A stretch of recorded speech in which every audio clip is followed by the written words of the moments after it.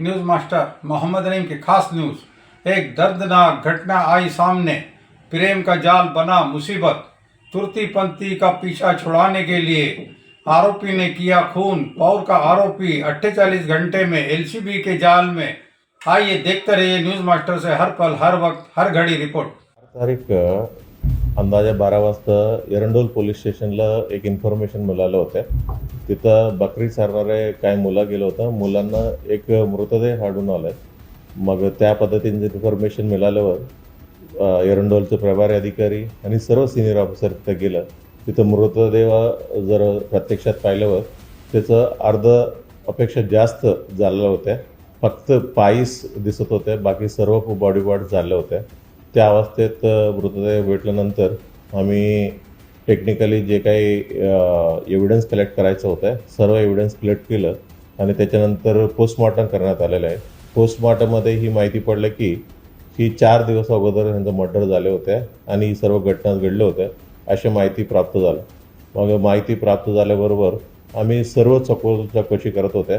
सखोल चौकशीमध्ये कुठेही missing report आहेत का, ही जालण्यासारखं कुठलं पेट्रोल वगैरे कुठून घेतलं का, ही सर्व विषय आम्ही चौकशी करत असताना 4 दिवस अगोदर जिथं आजूबाजूचं जे बार होत्या ही सर्व आम्ही तपास करत होते की 4 दिवस अगोदरच्या फुटेजमध्ये कोणी पुरुष आणि महिला होते का.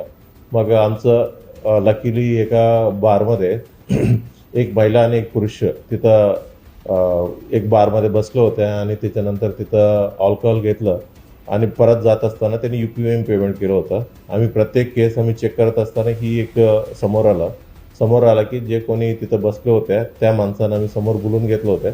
बोलून घेतल्यानंतर त्यांना जे महिला सोबत दिसत आहेत CCTVमध्ये ते महिला कुठे म्हणून विचारपूस केलं. त्यांनी अप्रोप्रिएट उत्तर दिलेलं नाही आहे म्हणून अधिक तपासामध्ये त्यांनी कन्फेस केलं की ही जे काही मर्डर ही सर्व काम त्यांनीच केलं म्हणून कन्फेस केलेलं आहे. ज्या आरोपींचं नाव आहे स्वप्नील अशोक पाटील, हा राहणारे पाहूर जळगावचा आहे, वय 21 वर्ष आहे. आणि जे विक्टीम आहेत त्याचं नाव आहे आकांक्षा गेंद्रे उर्फ अजय. हा एक तृतीयपंथी आहे.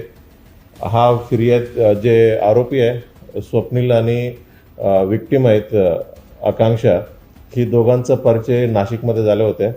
जो स्वप्नील तिथं पोलीस भरतीपूर्व तयारीसाठी तिथं गेले होते. तिथं भरतीपूर्व तयारी करत असताना या आकांक्षासोबत परिचय झाला. नंतर त्याचं दोघांमधलं रिलेशन झालेलं आहे. मग काही दिवसानंतर स्वप्नीलचा ही रिलेशन कंटिन्यू करायची इच्छा नव्हते. मग इच्छा नसल्याने त्याच्यासोबत बोलणं बंद केलं. मग बोलणं बंद झाल्यावर म्हणजे ही आकांक्षा ह्यांना वारंवार त्रास द्यायचं होत्या आणि ह्यांना बदनाम देखील करायचं होतं भरपूर वेळेला अशा त्यांनी सांगण्यात आलं होतं.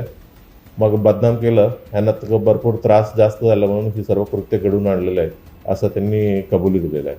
आरोपीची पार्श्वभूमी काय आहे सर? आरोपीचं आहे ते बॅकग्राऊंड काय आहे? त्यांनी 12वी पास झाल्यानंतर पोलीस भरतीसाठी पूर्व तयारी चालू होत्या. ते तयारीसाठी त्यांनी नाशिकला गेलं होतं. तिथं ही जे तृतीयपंथी आकांक्षा गेंद्रेंसोबत परिचय झालेला आहे. ही आकांक्षा गेंद्रा देखील राजनांदगाव छत्तीसगडची आहे. इथं त्यांनी राहून म्हणजे ओव्हरऑल बेगिंगचं वगैरे करायचं होतं. किती वर्ष दोघांमध्ये संबंध होते सर? 2024 मे पासून दोघांचा संबंध होते. ती पण नाशिकला राहत होती का आकांक्षा? आकांक्षा फिरस्ती आहे, म्हणजे जास्त करून नाशिकला त्याचं अजून काय माहीत फ्रेंड्स आहेत त्याच्यासोबत राहायचं आहे. अत्यंत क्रूर पद्धतीने मारलं ते नेमकं समोर आलेलं आहे. तर त्या दिवशी दोघांनी मद्यप्राशन केलं होतं घटनेच्या दिवशी, असं काही समोर आलं?